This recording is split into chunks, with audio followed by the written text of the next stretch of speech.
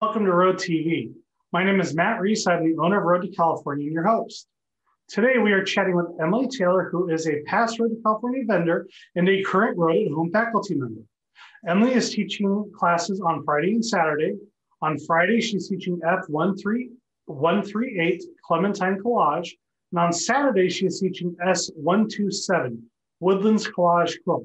Thank you for coming on, Emily. I appreciate your time. You bet. I'm glad to be here. Yeah, we're really excited to have you. Your classes are doing quite well. We want to make sure people sign up. They hurry and sign up before there are any seats available for them. Thank you. Yeah, let's get them filled. Absolutely. So let's jump right in. How did you first get started quilting? So my journey to being a quilt professional is a little odd. I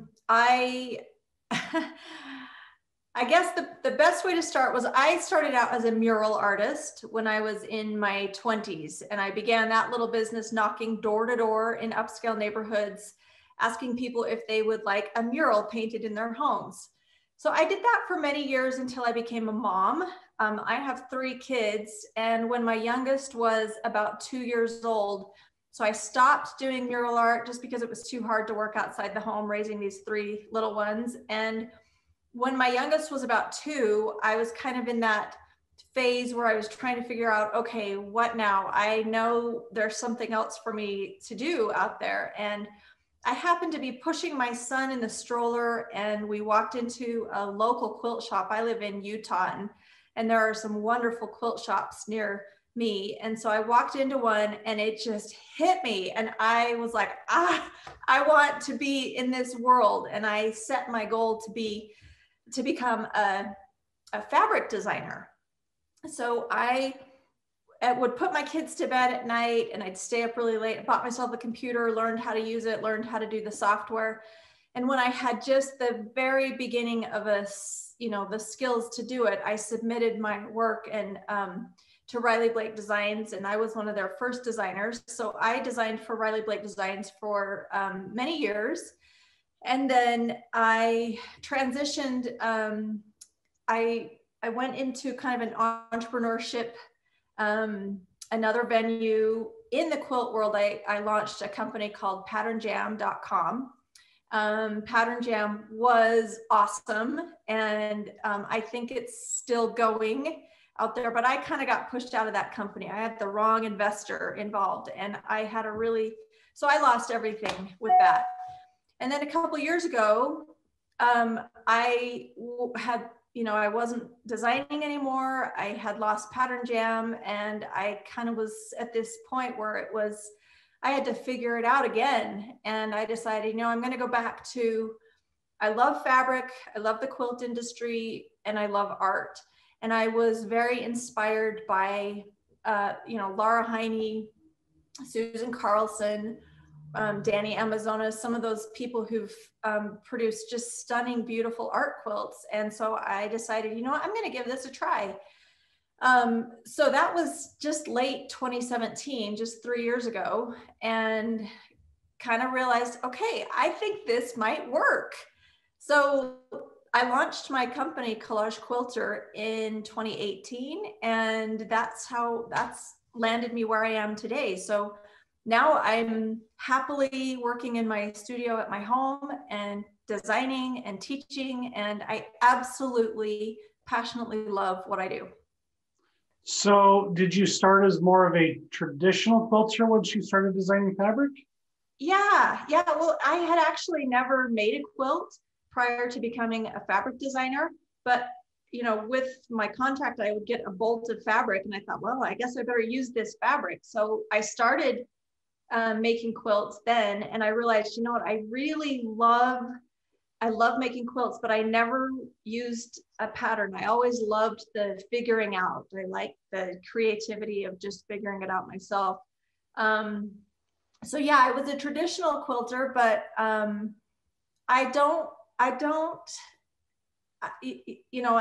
didn't own a long arm machine until this year.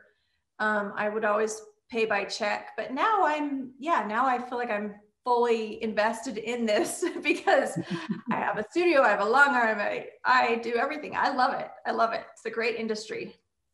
Great. Yeah, it really is.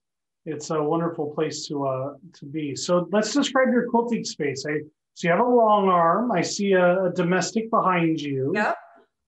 What else do you have? So I obviously, being a quilter means I hoard fabric. And so I have over in that section, my fabric all organized. And the other thing too, now I'm a collage quilter, so I need lots of different variety of fabric, not in huge amounts, but I finally have gotten my studio to where it's organized really well. My fabric is organized. I've got a little area over there for photography and, you know, my domestic machine. I've got I'll turn this just a little bit so you can see, I don't know if you can see it.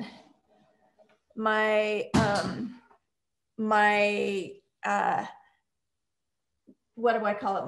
My desk that I'm working on. So I'll put, when I'm doing a collage, I'll pin my project up on my artboard over there. And that's kind of where I do a lot of my work right there. I've got my iron there, and I'm waiting for a chase lounge. I'm going to make this really a beautiful, comfortable area, because then out these windows, I look onto the mountains, and it's a really beautiful, fun studio. I love it up here. So I'm going to I kind of live up here. I'm still in the process of making it absolutely just perfect for me.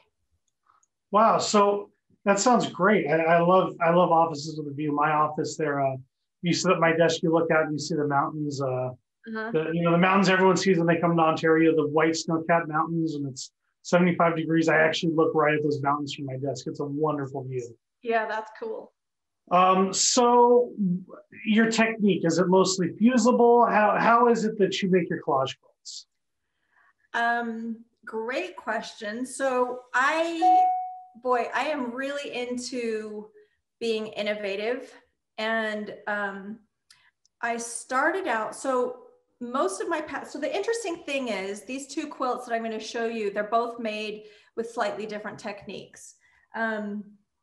But the thing that they have in common is that I'm working with pieces of fabric that have, let me just show you here, pieces of fabric, of course, that I've learned through this process. I've gone through glue and permanent glue, and I have kind of landed on the double-sided fusible web that I like is Light Steam-A-Seam 2.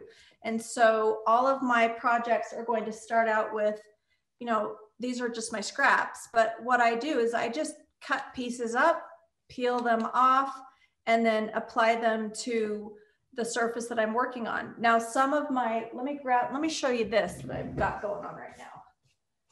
So one of my methods is to use parchment paper. So this is the Woodlands quilt that I'll show you in just a second, uses this parchment paper technique. And then the Clementine technique uses a different one, and I'll explain that in a second. But so you can see here, now what I'm doing is I'm just taking the pieces of fabric that I cut and I'm applying them directly to this parchment paper. Now under the parchment paper is the gray tone design. And so the parchment paper is semi-transparent. It allows me to see where the gray tones change, but I'm using the change in values as the guide for where to place my fabric. And so the nice thing about parchment paper is that because it's a non-stick surface, when I'm done with something, I'm able to peel the whole thing off in one piece and then apply it to my background fabric. So let me see if I've got another one here that I can show you. I do, hang on. Being a working studio, I'm a little messy here. Okay, so this is an example. Actually, this is part in the Woodlands pattern, this little bunny. So you can see that I've created the collage on the parchment paper. And then when I press the whole thing, it comes off all in one piece like a giant sticker. then I can apply it to my background fabric and kind of create this composition. And that's what I've done with this project here. This is the Woodlands quilt. And you can see, now I don't have the bunny rabbit in this because there are so many different elements that you can make and you can decide what you want to put in there. But each element in the pattern, for example, this little squirrel, you get the gray tone and you make him using that parchment pressing method. That's how each of these elements was made in the quilt. So it's a little more, I'm going to use the word guided, than what you would think of a collage quilt where you have all these scraps and you look at a pattern and you have an outline drawn on a piece of fabric, whatever medium, and you're going, what do I do now? Right. So, and then let me explain how the other type of pattern that I create is, now this is the Clementine quilt. And if I were to peel off each of these pieces of fabric, this is actually all on a pre-printed foundation panel. So the whole design is in gray tones underneath the pieces of fabric. So rather than apply the fabric to parchment paper, I'm applying it directly to a piece of cotton that has the gray design printed on it. So this is very much like paint by number with fabric. It could not be easier. Oh, that makes so much sense, and that explains so much. And I think the viewers would really enjoy to know that, because a lot of times when you hear collage quilting, you think, oh man, I get all these colors and I have an outline and I don't know where to go. Right. And so that's what I'm doing. I'm kind of just simplifying this process. And so the foundation panel is all in gray tones, and I'm working, this is actually a beginner pattern. It's very, very simple. And it's divided up, you can kind of see, so I'll point out, so you can kind of see the really dark green down here. We've got mid-tones, and then we've got light greens up here. And then if you look at each Clementine, you'll see there's a dark area, a mid-tone, and a light. And that's all indicated on the gray area. It's just like a coloring book, but it's in gray tones. So all you have to do is match the value of your fabric to the composition, to the design. That is fantastic. Thank you. Wow. So in doing the collage quilting, the way you do it, what are some tools that are just absolutely indispensable to somebody who wants to pick up one of your patterns or take a class? Well, I'll tell you, the indispensable tools are, of course, a wide variety of fabric. That's number one. And like I said, you don't need a large quantity, but I do recommend having a large variety. So the most important thing for me when I'm shopping for fabric, let's say I'm looking for orange for the Clementines, I want to make sure that I have a variety of fabric from dark, medium to light.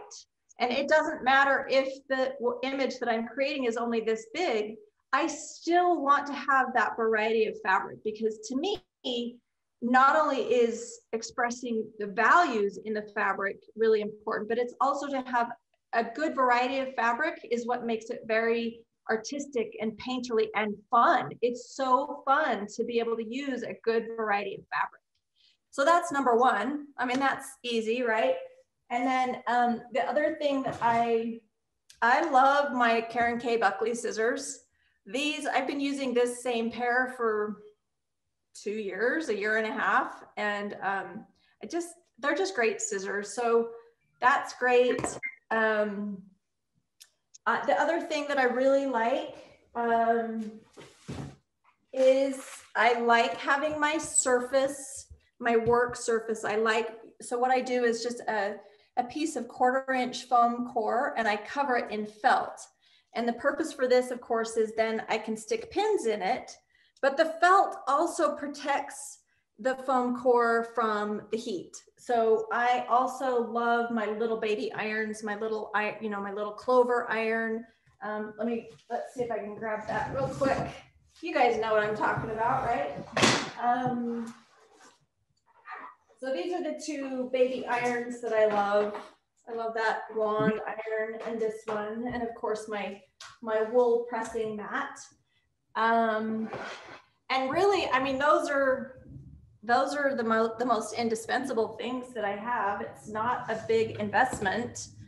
And then adhesive, and I like people to decide on their own what their favorite method of adhesive is. As I said, I've kind of transitioned from water soluble tacky glue to, for a while I was really into the permanent fabric fusion, which wouldn't come off my fingers, and it made me crazy.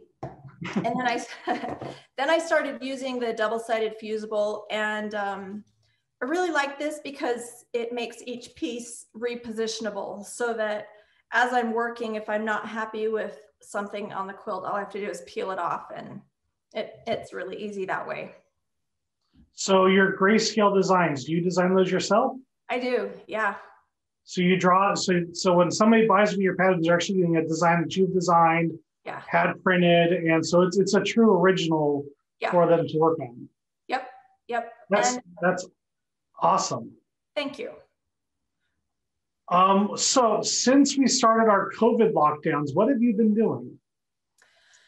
Oh, well, I've been writing a book.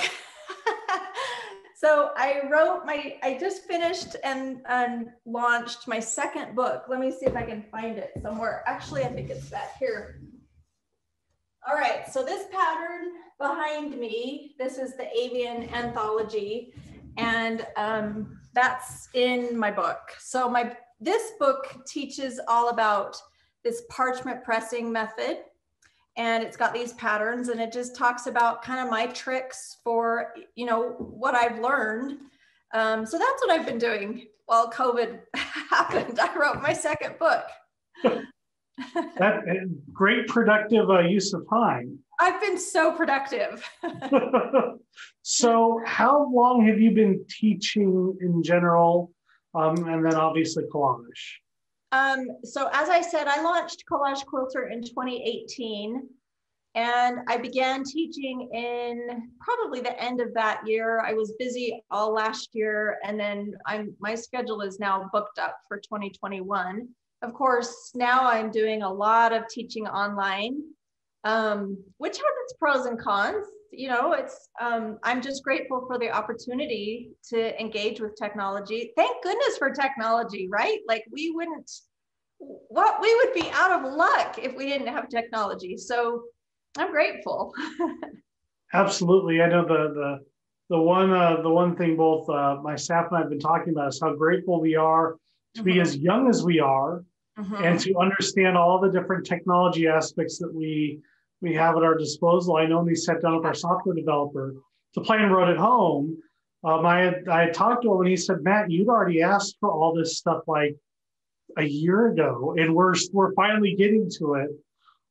So that was kind of neat to find out that we'd already halfway positioned ourselves there, and half of the questions were already answered before we even felt like we had to answer them. Good work. Good work. I think that's awesome.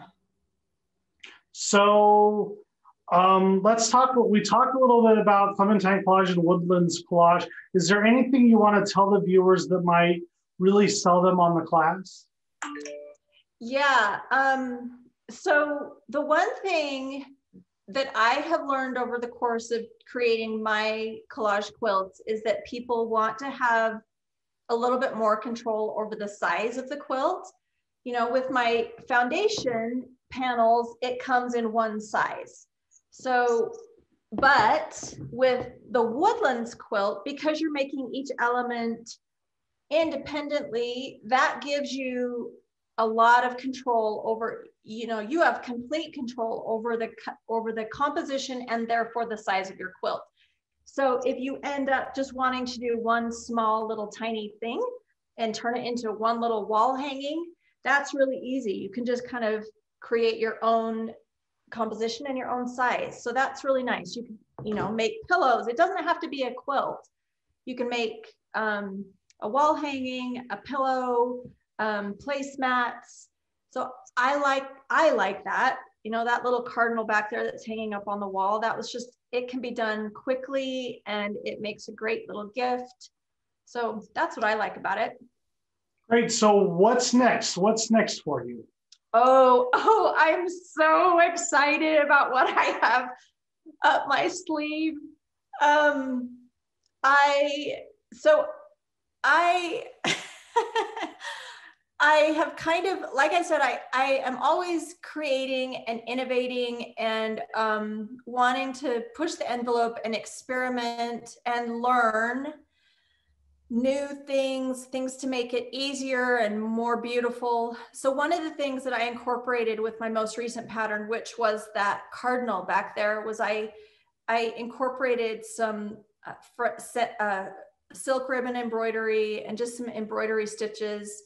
And so I'm really excited about what I'm doing with that and the kits that I'm going to be offering that will include little bits of ribbon and and the opportunity to do some really customized, beautiful things with your collage.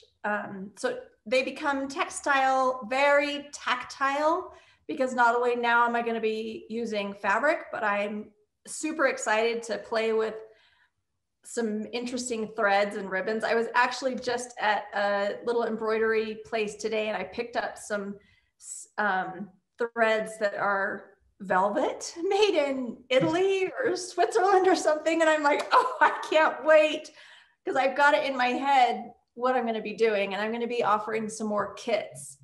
That will be really fun. Awesome. Well, we will be following you very closely and look forward to seeing what you are up to. Thank you. Just to wrap it up, if you want to take a class with Emily at Road at Home, she's teaching Clementine Collage on Friday. That is F138. And Woodlands Collage Quilt using that freezer paper technique, and that is S127. You can sign up for those at www.road2ca.com. And Emily, what's your website? collagequilter.com. Wonderful. Thank you for watching Road TV, and have a great day. Thank you, Emily. Thanks, Matt.